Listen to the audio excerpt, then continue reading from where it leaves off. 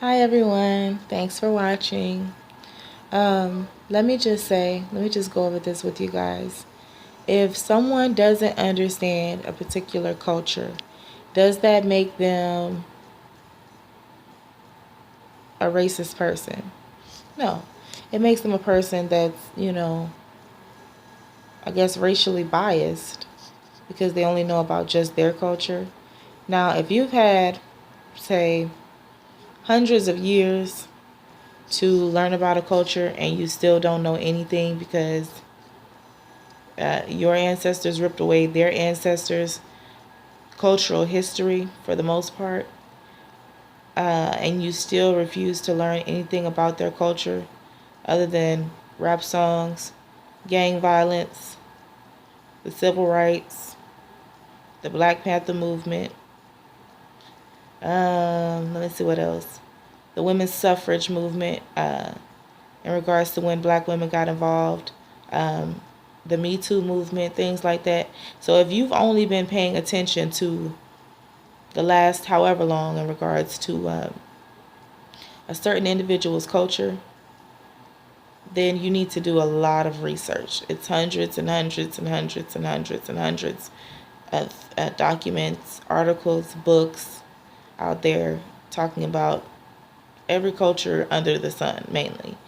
And if you have had over 400 years to get to know a culture and you still don't know anything, then you are very lost.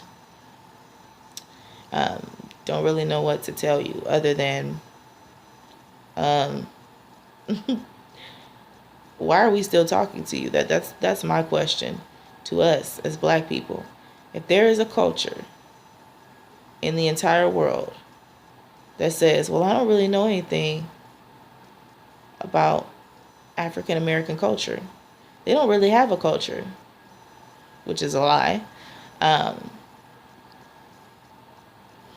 If this is what the person says when you're talking to them about African American culture, African American vernacular English, or Ebonics, as it's also called, and you're talking to them about slavery, and they continuously tell you or continue to interrupt you. First of all, a person that continues to interrupt you has no interest. They have no interest in what it is that you're saying because they keep talking over you. They keep interrupting you. They don't want you to talk.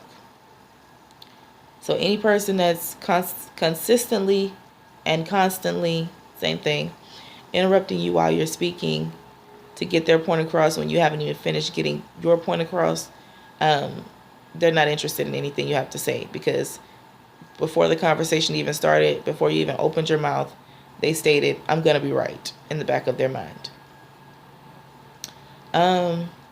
So how I feel about the situation, if you've had a 400-year head start over everyone else in the entire world, and you still don't know anything about black culture other than barbecues, prison, the civil rights movement, the women's suffrage movement when black women got involved, the feminist movement with black women in regards to the Me Too thing going on now.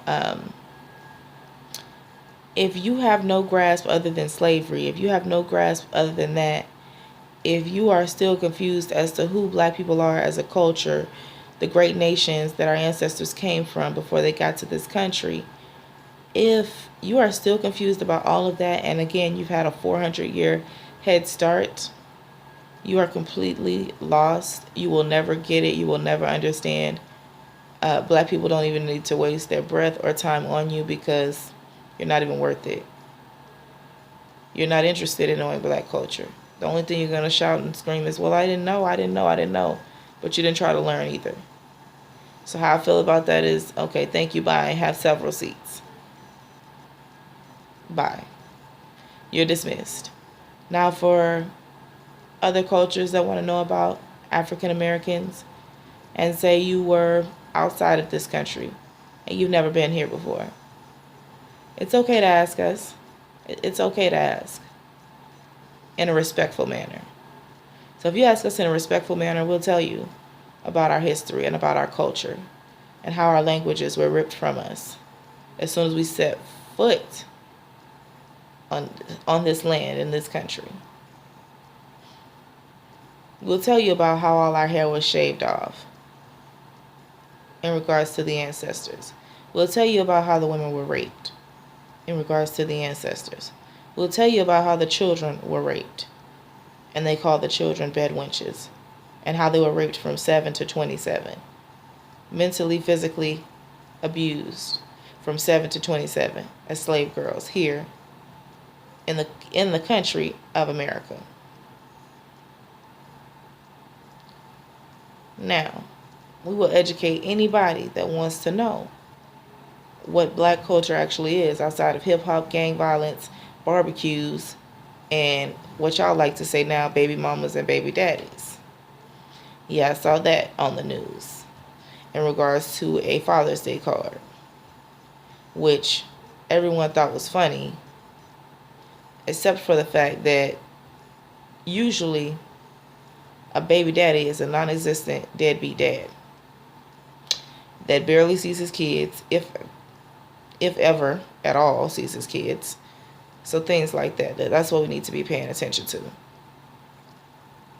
So if you want to know more about our culture, again, like I said, outside of the topics that I went over, outside of the Black Panther movement as well. So if you want to know anything before the 70s and 60s, when we go back all the way to the 10s and the 20s and the 30s, we need to go all the way back to the 50s and back. That's what we need to do when we're educating you about black culture.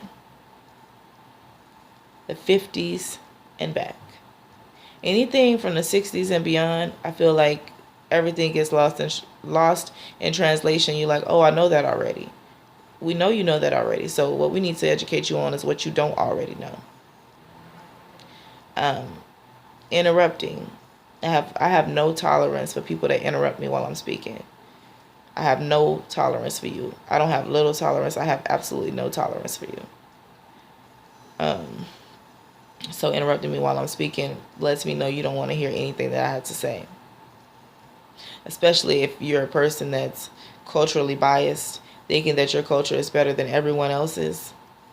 No, it's not. Sit down, take several seats. Get your life. Anyway, when we look at the cultural issues that black people face and have faced for over 400 years in this country, it's amazing because you always get people berating and belittling us when they don't even understand our culture. And once again, you've had a 400-year head start. You've had the biggest start out of anyone in the entire world, and you're still salty because you don't completely understand our culture, but you won't ask politely. And I'm just gonna say this. I'm gonna explain what racist white people are like. Do you remember the school bully? This is how racist white people are. The school bully didn't know how to make friends. He thought, if I'm mean to them, and I beat them up, then they'll be my friend. But when he hit the wrong person and they beat him up and said, I don't want to be your friend, he got confused. And this happened multiple times. But he had that one person that he beat up that wanted to be his friend afterward. Because this happens too.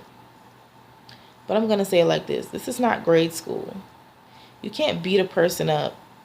And let me just be specific about what it is that I mean.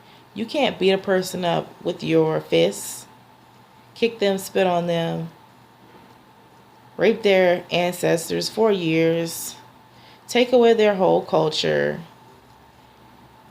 dehumanize, deface, commit inhumane acts, strip them of all they hold dear, children, husbands, wives, so on and so forth, for over 400 years, and then say out of your mouth, well, I really don't understand why you guys are mad.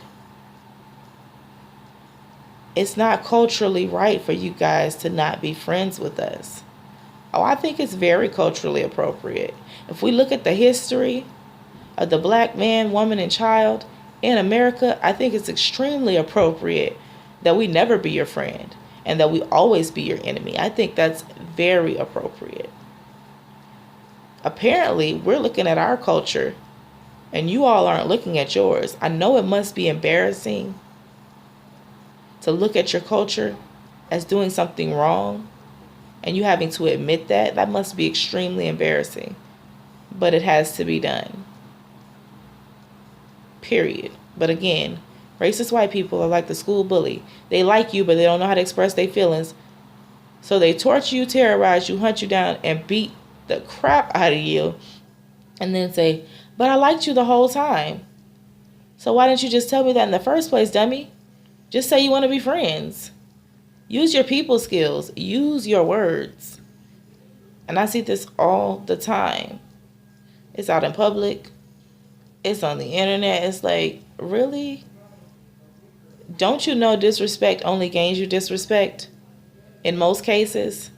And respect only gains you respect in most cases? Be you black, white, whatever the case may be. But you can't go around your whole life in a bully mentality and saying at the same time, but I want to be your friend. You can't want to be someone's friend after you've bullied them. And in black people's culture, in our case, for hundreds of years, for over 400 years, you bullied our ancestors. Your ancestors bullied my ancestors. All in the name of friendship. At least half wanted to be friends. Or a third, whatever.